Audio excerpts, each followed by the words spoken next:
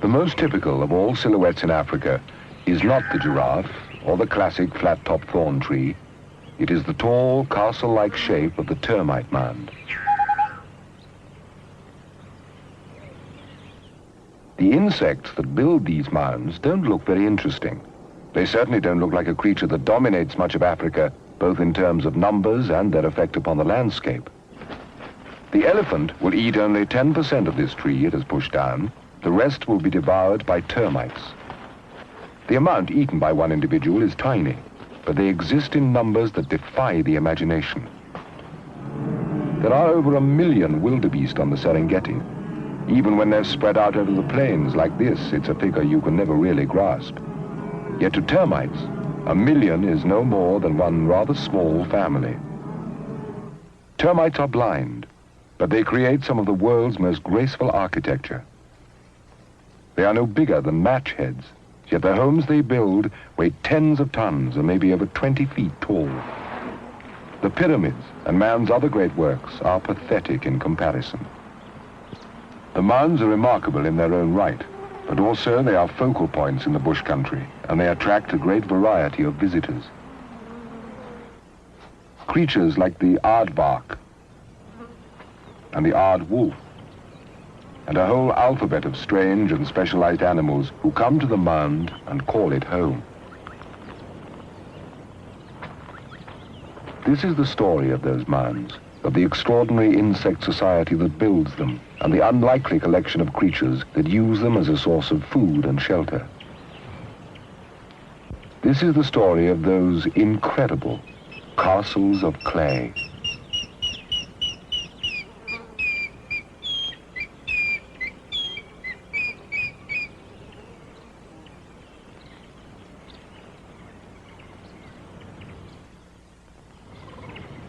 Deep inside the fortress, living in almost total darkness, is a complex society of several million insects. Termites are often called white ants, but they are not ants at all. Their nearest relatives are, in fact, cockroaches, and they have been on this earth for at least 100 million years. The nest is a series of chambers of varying size and purpose, supported by graceful columns and connected by sweeping walkways and tunnels. Their architecture is free-form and based on the arch, with none of the repetitive honeycomb patterns produced by other insect builders, such as bees and wasps. The society is based on a strict division of labor, and each individual plays a clearly defined role in the life of the nest.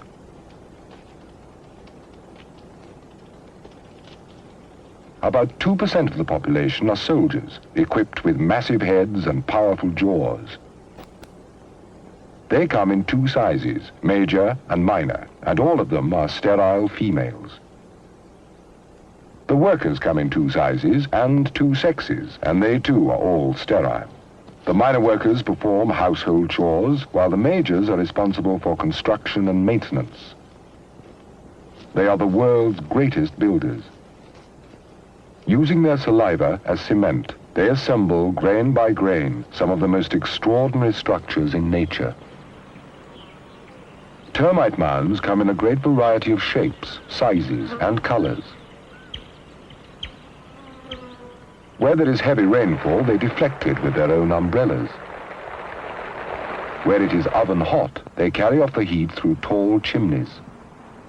In between those 2 extreme forms, depending upon the climate, the soil, and the species doing the building, it seems that almost anything goes.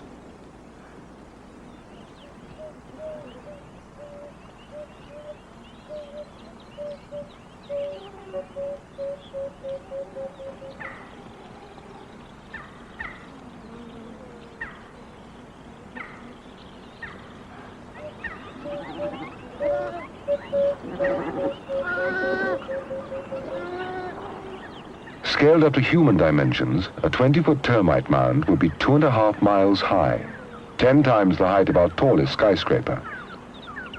Even an average mound would be many times the size and weight of the pyramids.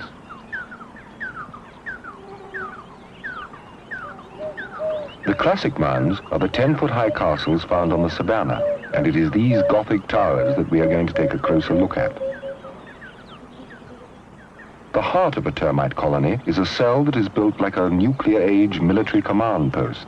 Buried a couple of feet below the center of the mound, it has massively thick walls, is suspended in space on pillars, and can be entered only through a row of tiny portholes round the rim. Easily defended, this is the nerve center of the mound, the royal cell.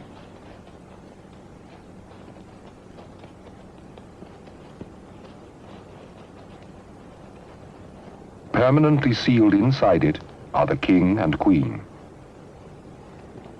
Except that she has eyes, the front end of a termite queen is not so different from that of her subjects.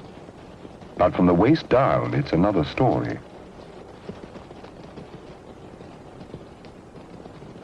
4 inches long and as thick as a man's thumb, she is thousands of times heavier than the workers who attend her. Beside their queen, the workers look like a ground crew handling a half-inflated airship.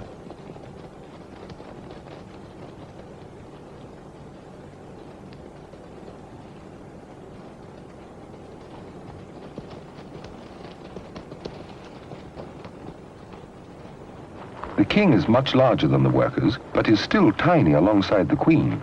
In fact, it takes him 15 seconds to walk from one end of his wife to the other.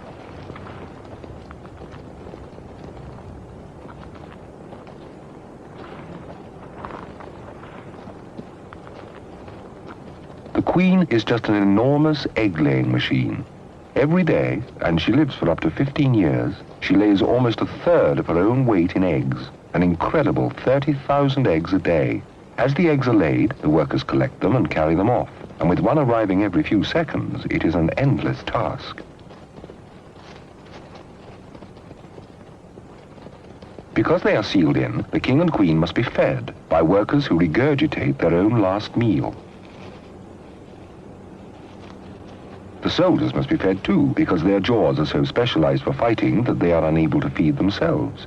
The workers also exchange food when they meet, but there's more to it than that. The saliva of each termite contains a mixture of chemicals whose exact combination is determined by the condition of the mound and the needs of the society. The information is passed from mouth to mouth through the colony, and when the queen is fed, she receives a chemical cocktail that gives her a detailed report on the state of her nation.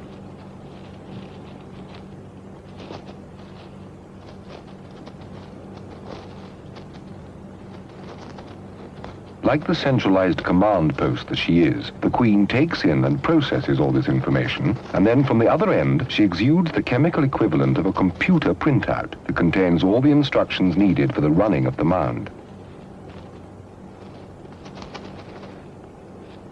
For instance, suppose ants attack the colony and a lot of soldiers are killed. In their meetings with each other, the termites register in a purely chemical way that they are making fewer contacts than usual with soldiers, and deep in her cell, the queen receives this information. Nobody knows whether she alters the eggs before she lays them, or whether her chemicals affect the eggs later, through the saliva of the workers who carry them. What is certain is that the next batch of eggs to hatch are mostly soldiers, so that the population is restored to its proper balance. All this mutual feeding is exploited by minute creatures called springtails that spend their lives riding on the backs of the termites. At each exchange of food, the springtail sidles forward and helps itself to a tiny share.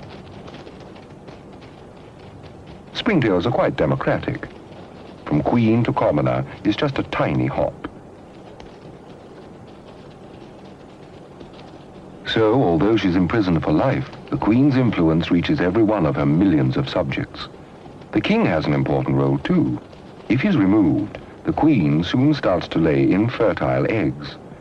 They must mate fairly frequently, but how they manage is one of the many secrets still guarded deep inside the royal cell.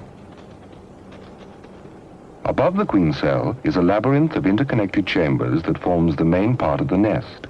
This is the nursery area, where the workers make neat stacks of new-laid eggs. The eggs take about 3 weeks to hatch, and the nursery is always packed with tiny young.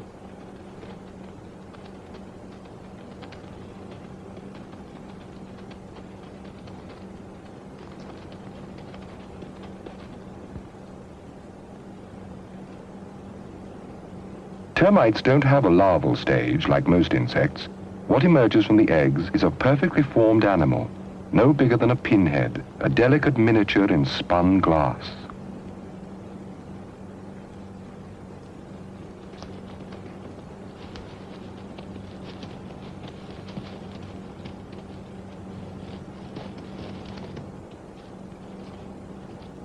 The workers have a full-time job keeping the young clean and well-fed, and a hungry baby termite begs for food as appealingly as any puppy.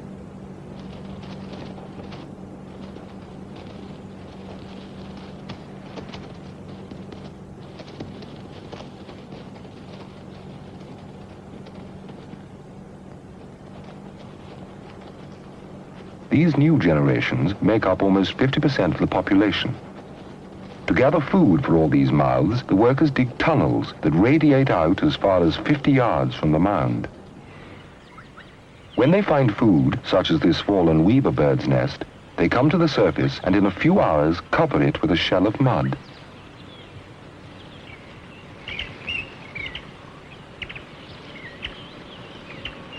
When it has been sealed over and hidden from predators, the workers can feed in safety.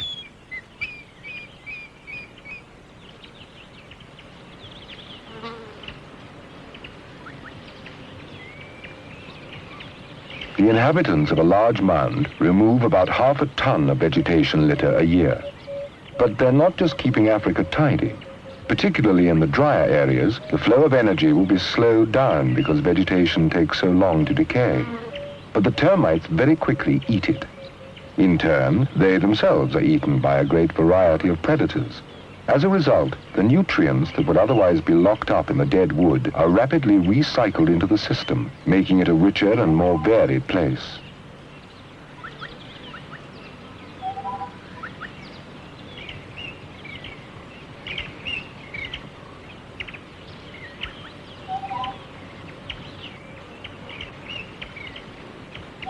Grass and wood contain a high proportion of cellulose, rich in energy, but indigestible even to a termite.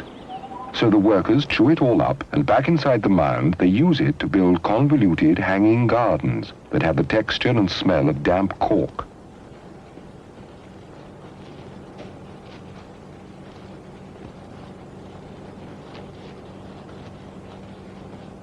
The crop in these termite gardens is mushrooms.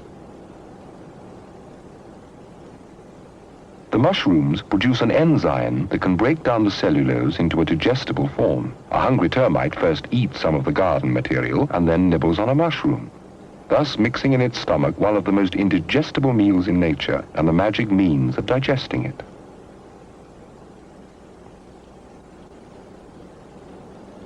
The termites cannot live without the mushrooms, and the mushrooms only grow on the gardens created for them by the termites. It's one of the most remarkable associations in nature.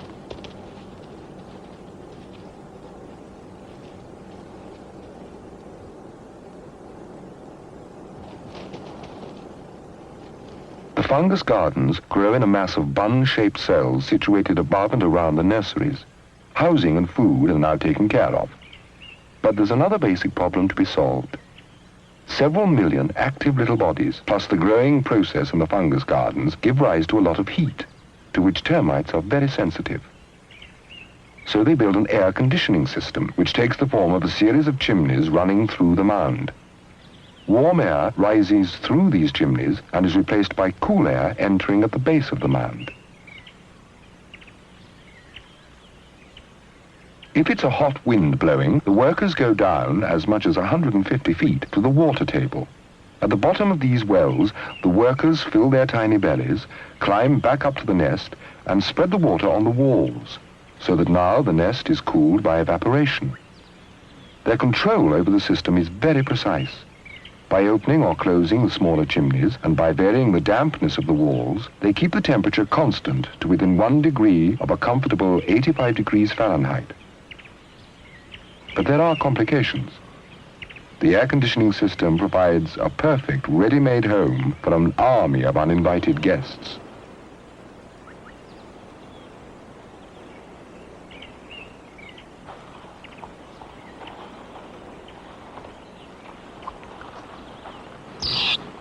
soon after dawn, a pack of dwarf mongooses starts to come awake.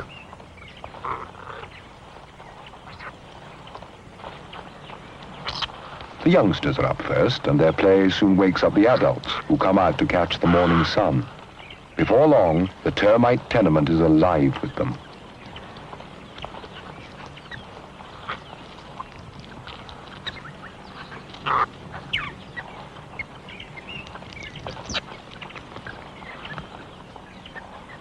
As much as 10 gallons of water a day evaporate from the chimneys of a big mound. Well over 1 million termite bellyfuls. The chimneys are full of warm, moist air, making them a comfortable retreat for cold-blooded reptiles.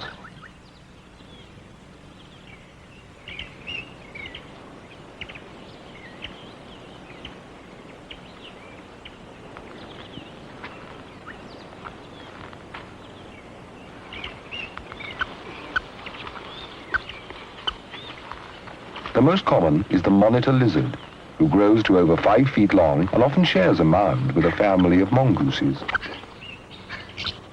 He would eat a mongoose if he could catch one, but in the confines of the chimney, he can't move easily, so it is safe for the youngsters to investigate him.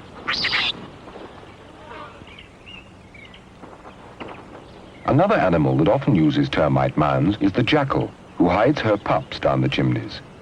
It's safer than an ordinary burrow. The mud walls of the mound are like concrete, and no predator could possibly dig the puppies out. Having small creatures live in the air conditioning doesn't bother the termites. The insects themselves don't live in the chimneys. They're purely for ventilation. And if one happens to be blocked by a visitor, like an elephant shrew, the termites will open up another. In odd corners of the tunnels are little piles of dead insects, which sometimes move. They are the macabre camouflage of the assassin bug, who covers himself with the bodies of his victims. This half-inch creature pounces on termites and other insects in the chimneys and kills them with an injection from his sharp proboscis. He then reverses the flow, sucks his prey dry, and adds its hollow shell to the gruesome collection on his back.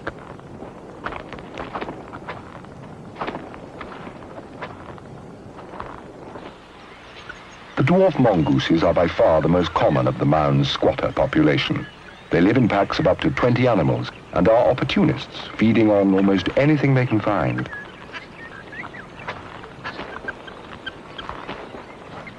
One of the youngsters discovers a quail's nest, but he can't open his mouth quite wide enough to break them, and while he's trying, his larger relatives keep making off with them.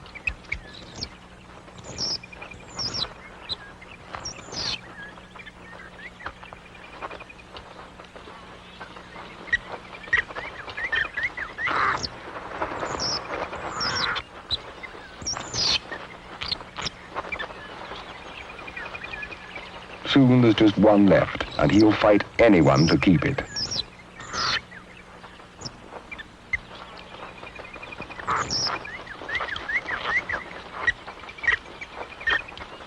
Inevitably, he loses it. But he keeps up the chase, and a broken egg, like half a loaf, is better than nothing at all.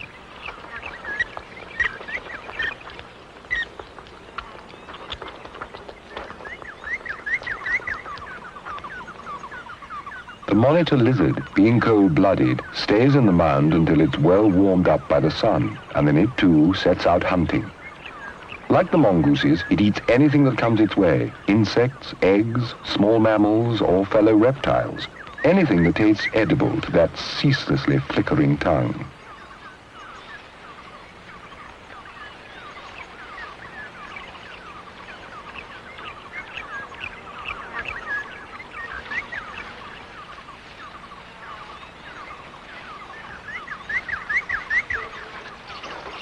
The middle of the day is rest time for the mongooses, for the adults anyway. The youngsters never seem to run out of energy.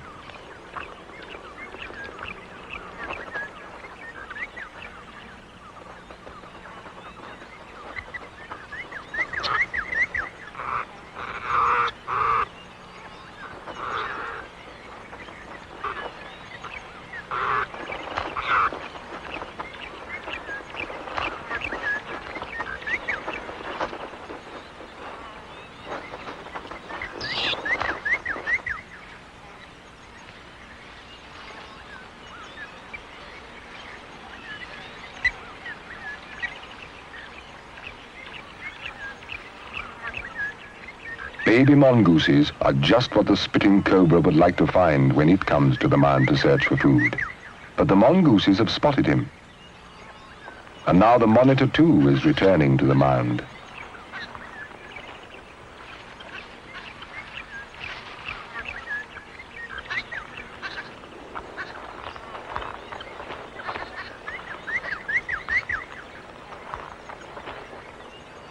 Compare the tension and excitement of the mongooses to the grave behavior of the instinct-driven reptiles who go about mortal combat as if they were sleepwalking.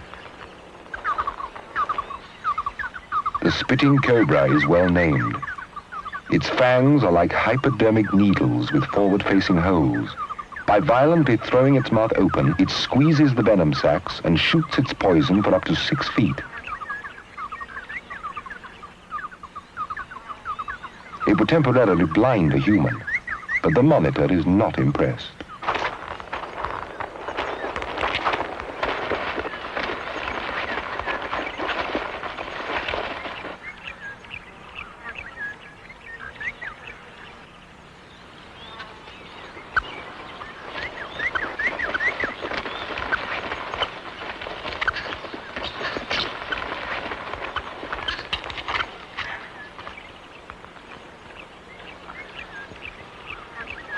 The lizard slides a membrane over its eyes to protect them when it is spat at, but it can't protect itself from being bitten, and although it's completely immune to the cobra's deadly venom, it doesn't particularly like it.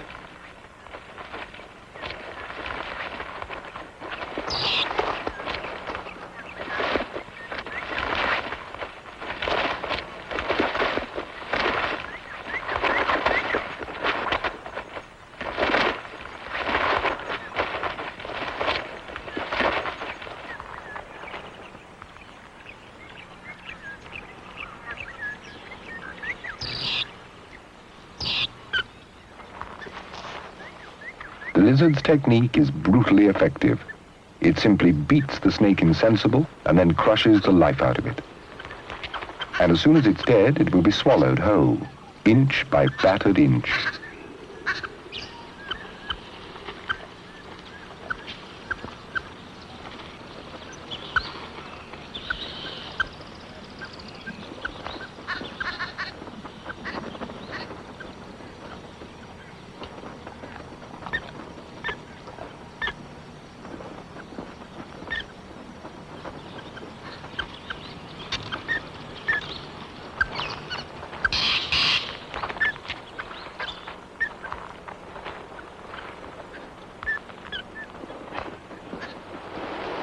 One by one, the mongooses slide down into the chimneys and settle down for the night.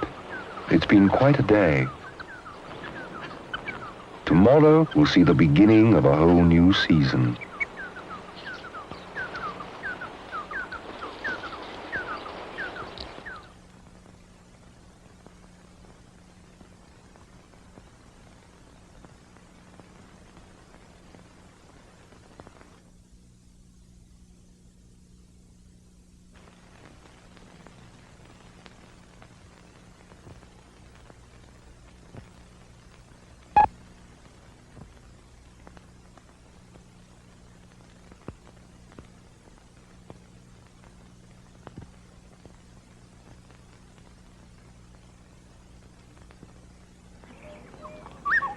It's November. The bush country trembles in the heat, waiting for the gift of rain.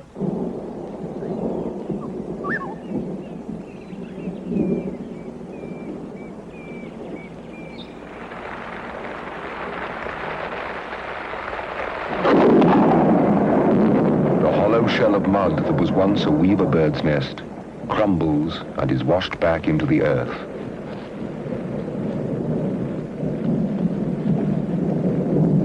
The rains bring grass and plenty of food for the termites, and for some species it's the signal for spring cleaning. They break up their old fungus gardens, bring them up to the surface and spread them out on the ground. Now the fungi are able to grow into proper mushrooms, shed their spores, and so complete their reproductive cycle.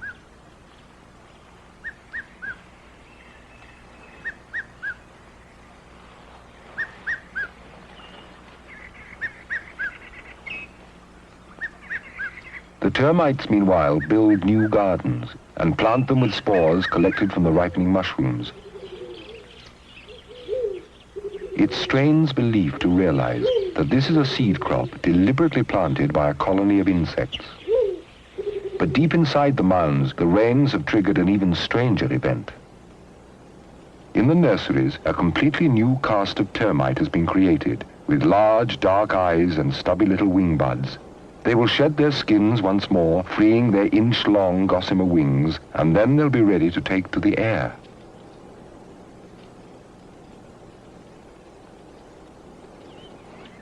Outside, around the base of the mound, the workers have made a series of crescent-shaped slits, and with a massive escort of soldiers, they emerge to prepare the ground for the big event.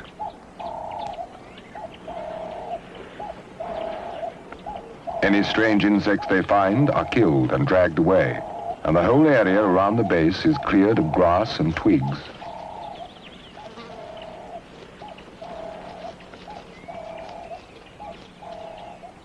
Just after dark, workers emerge to test the conditions. When all is well, when the ground is soft from rain and there's a gentle breeze, the message is passed inside, and the strange new termites come out into the night. And it is pure fairy tale. Within minutes, the castle that has looked derelict all year shimmers with new life and is sheathed in living silver.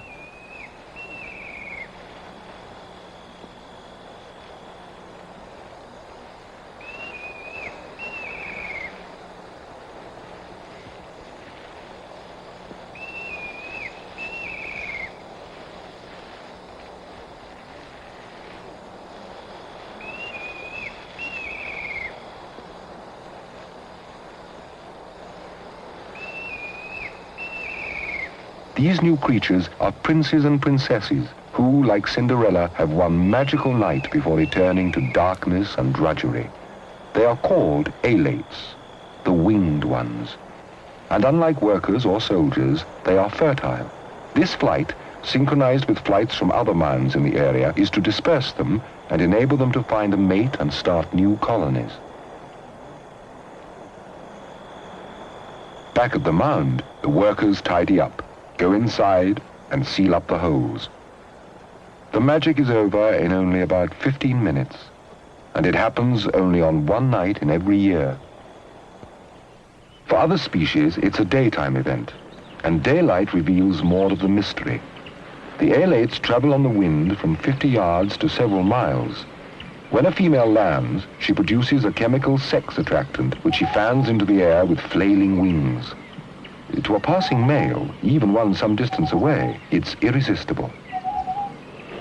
When a pair get together, they rush off in tandem and appear to be in an unseemly haste to throw off their wings and slip into something comfortable. It looks spontaneous, impulsive, but it's simply the next step in a rigidly programmed piece of behavior. The wings have served their purpose, so get rid of them. The next priority is to find a suitable place to start a nest.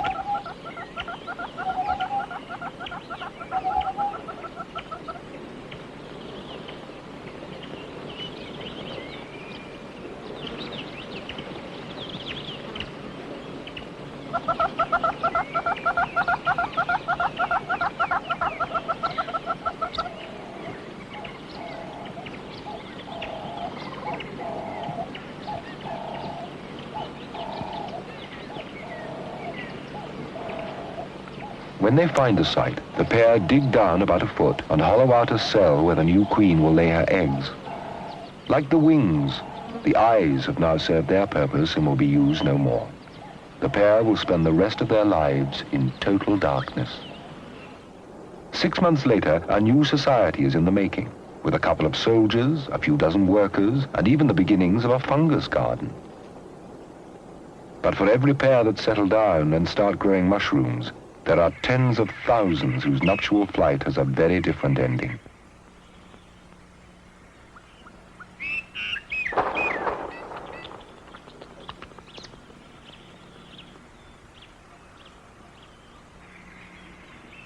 Because their bodies are packed with food reserves, alates are good eating, and this annual feast is enjoyed by all, from ants to antelope. Many are eaten as they hatch and never get to fly. Others fly but never get to land. They end up stuck to sticky grass heads or impaled on thorn trees, blown there by the wind. And everywhere there are eyes, watching.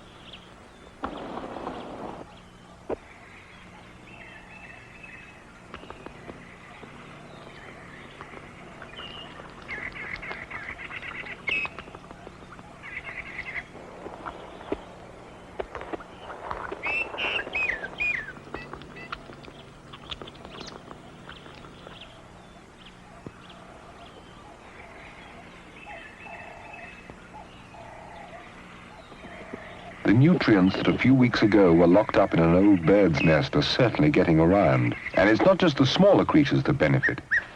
In many parts of Africa, termite alates are a valuable source of protein to the local people.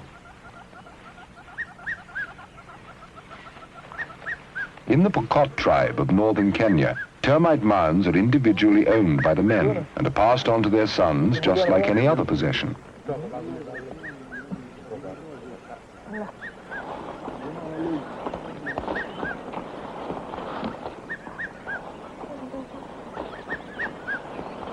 Their traps are simple, but totally effective.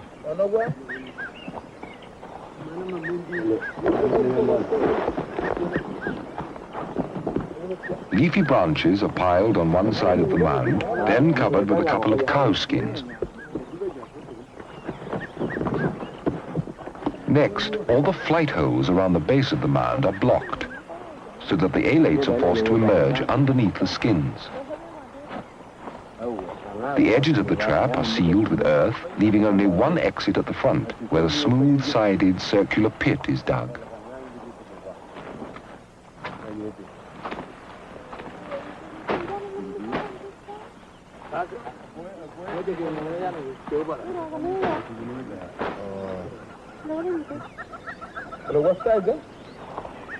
A wild sisal leaf around the rim to prevent the alates climbing out completes the trap. And then it's just a matter of waiting.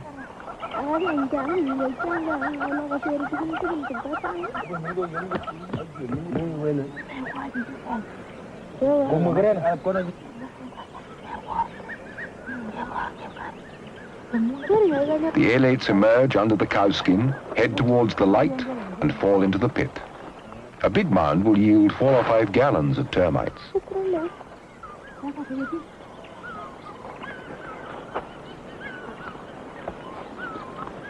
With night hatching mounds, the Pokots simply dig a hole and attract the alates to it with a burning torch.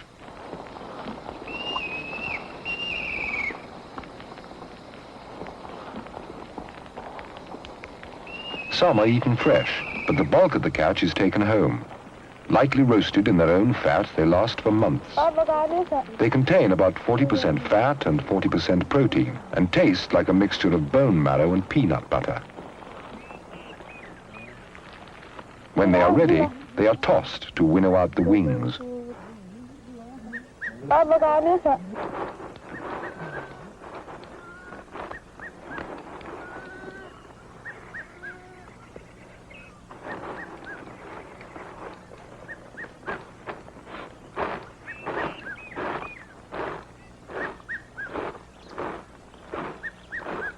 These termites may be eaten, but they carry on their war with mankind by eating too. The building materials of people like the Pokot are no more than termite fodder. The Pokot raise their granaries up on stones to keep the termites out, but they will get in the end. Their very name comes from the Greek termes, the end.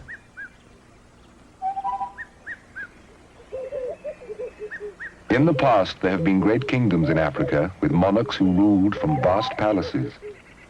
But the thrones were made of wood, and the palaces were made of timber and grass, and today they are no more. Much of the history of Africa has disappeared into the belly of the termite.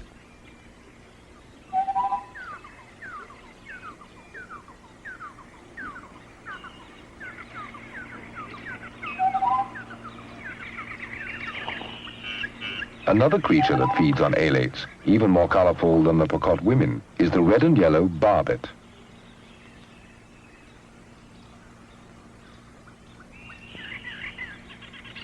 But whilst everything else we've seen has been eating them, the barbet appears to be taking them back into the mound. And that's just what it is doing.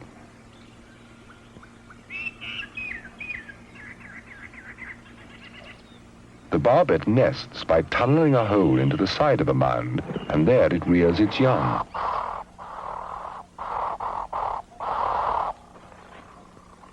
The hole is well up on the walls and doesn't interfere with the termites, so they in turn don't bother the birds.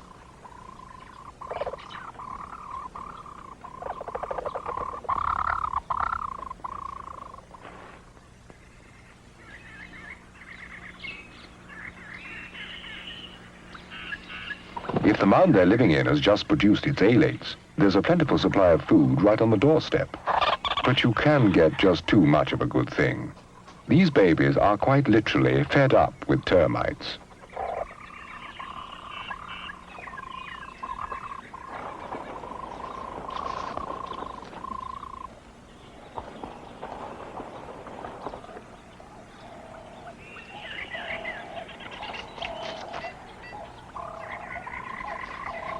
The barbet is one creature that digs holes into the mound without causing any harm. But there is another animal whose tunneling is on a much more epic scale.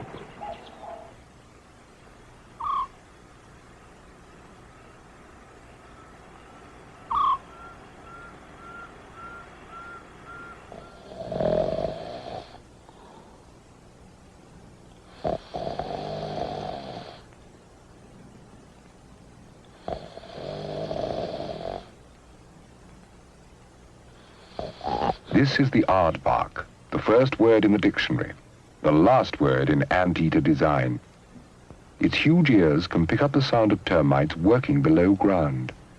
That great snout is packed with sensitive receptors and has a hairy filter to keep out the dust.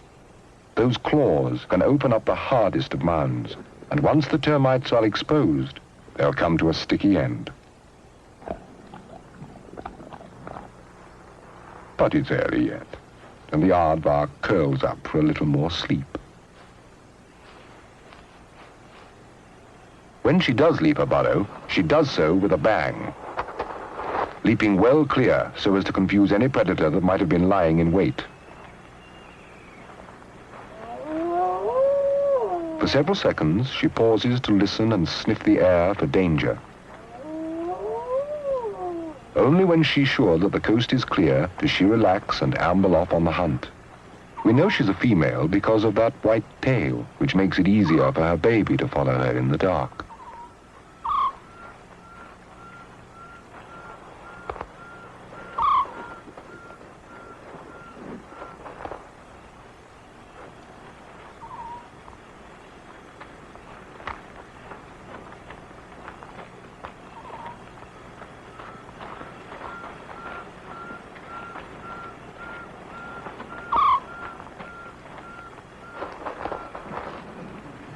She will dig up any termites she finds in their tunnels just below the surface, but she'll also pay a nightly visit to the mounds in her territory.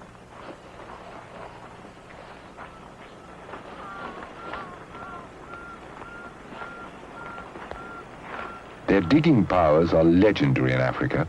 A burrowing aardvark can easily stay ahead of 2 or 3 men with picks and shovels, and it can rip open the concrete-like mounds with ease.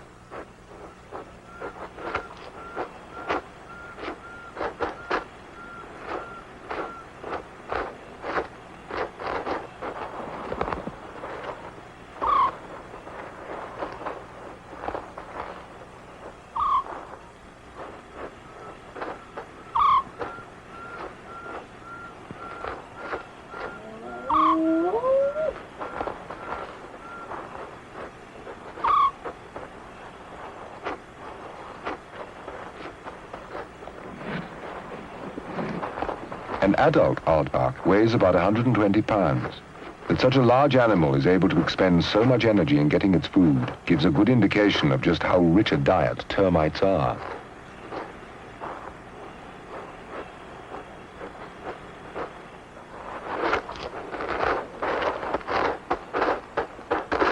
She doesn't lick the termites up from the broken surface. That way she would take in a lot of earth. She first breaks open the tunnels, and then with plenty of puffing from that long snout, blows away the loose earth before she uses her tongue.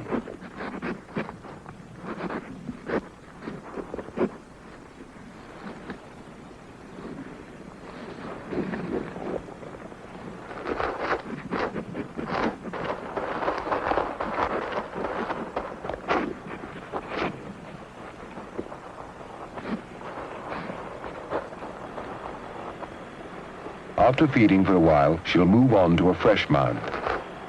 An aardvark seldom does any serious damage, but as it digs deep inside, the chimneys send up puffs of dust, like little smoke signals of distress.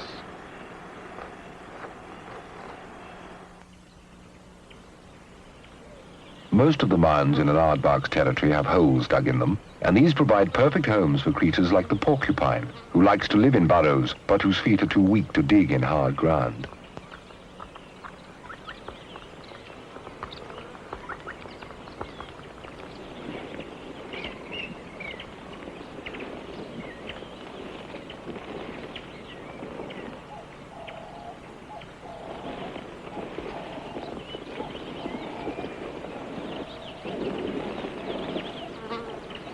The female, for some reason, hesitates in the entrance. Her mate is impatient, but porcupines of necessity are well-behaved animals in queues. There's just no way they can be pushy. Finally, he tires of waiting, lifts her quills with his nose, gives her a little nudge, and gets her moving.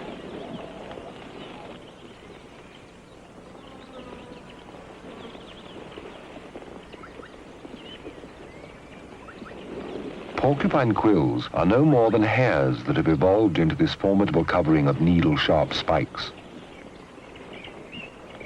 But another animal that lives in old aardvark holes has an even stranger armor. Except for its belly and the sides of its face, the scaly anteater, or pangolin, is covered with layers of hard, horny tiles. In some areas it is called the bushfish. It carries most of its weight on its hind legs, with its heavy tail acting as a balance. And in its search for ants and termites, it bumbles absent-mindedly around the bush, looking for all the world like a clockwork artichoke.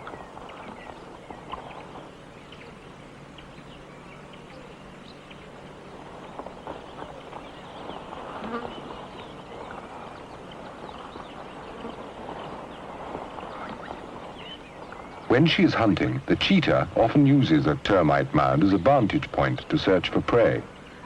But right now, she's just puzzled.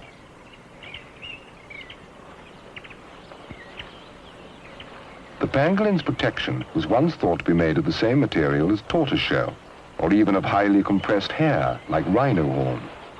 But it's now thought to be the skin itself that has evolved into these hard, sharp scales.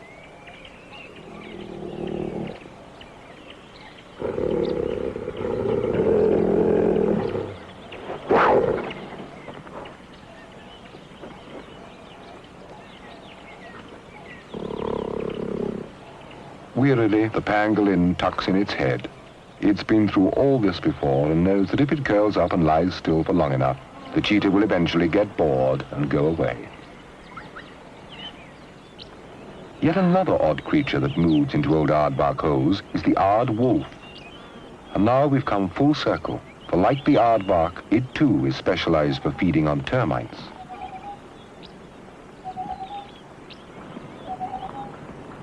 But this jackal-sized animal doesn't dig them up. Its legs are too frail for that. Instead, it finds them on the surface and licks them up with a broad and sticky tongue.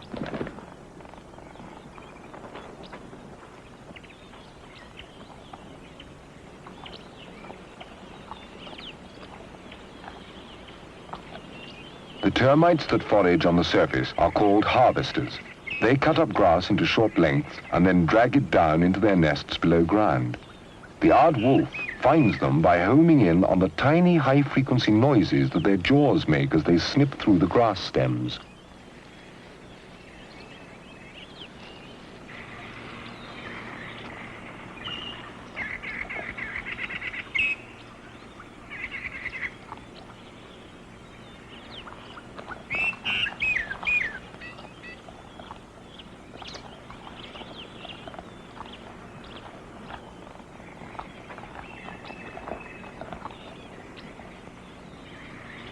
But this is an advanced species of harvester, and because it can store food in the nest, it only needs to come to the surface occasionally and is therefore not a reliable source of food. But there is another, more primitive species that does not store its food and so has to forage on the surface every day. Instead of jaws, the soldiers of this species have snouts like little guns through which they fire a sticky fluid that smells of turpentine.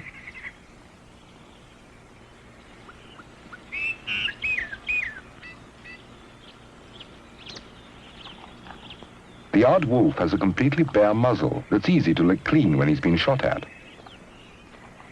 But after he's fed for a minute or two on a patch of these termites, the percentage of soldiers goes up. The turpentine flavor gets too much, and so he moves on.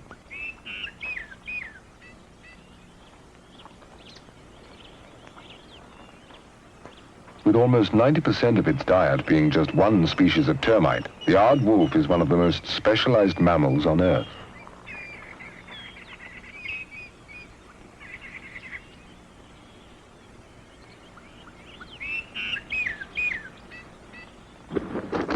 When the aardvark digs into a mound, it normally does only minor damage around the edge of the nest.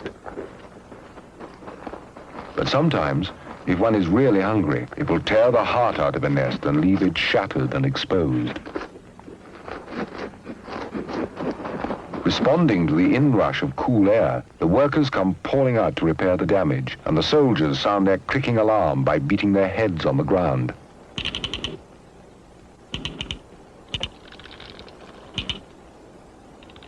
In emergencies like this, individual termites show almost human altruism.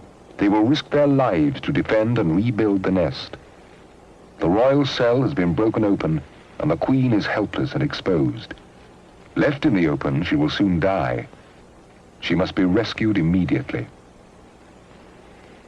But at the edge of the broken nest, there is an even greater threat. A scout for an army ant column, a deadly enemy, has discovered the damage. If the termite soldier wins, the workers may have time to seal up the nest.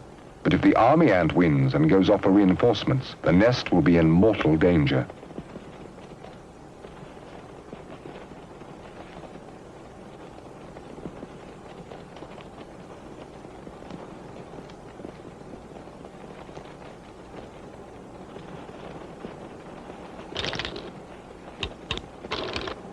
The rescue of the queen is well underway. It's difficult to believe that these creatures are blind.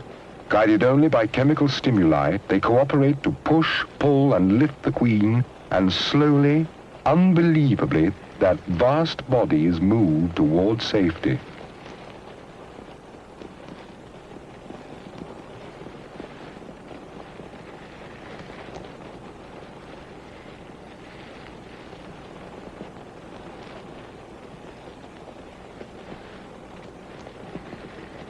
But out on the frontier, the army ant has won.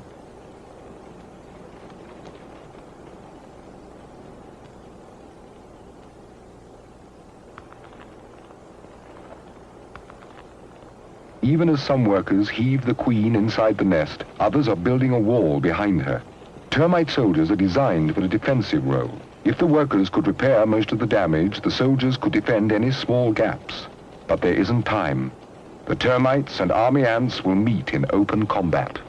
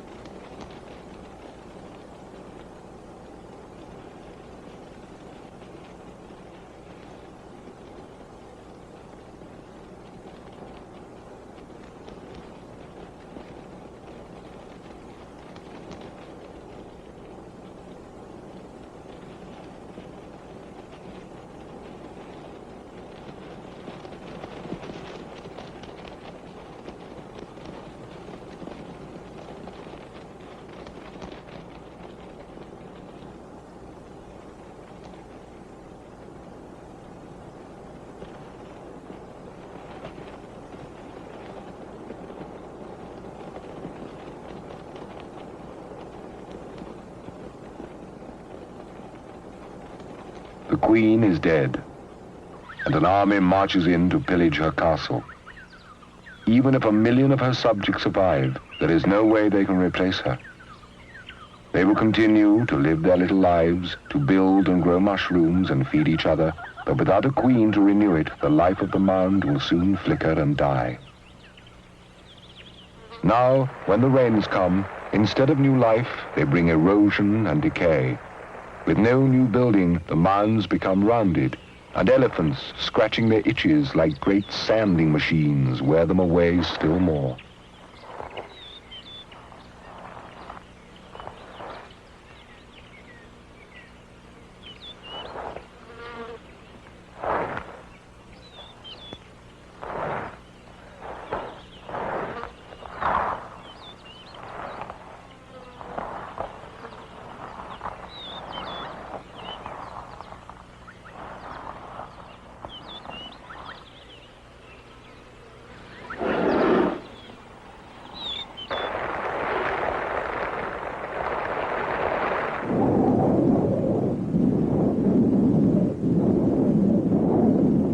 Years of wind and weather, but eventually there will be just a bare patch on the plain to mark the mound's passing. But then, one day, early in some rainy season, a pair of alates will land and shed their wings and start to dig. The whole cycle of the castles of clay is starting all over again.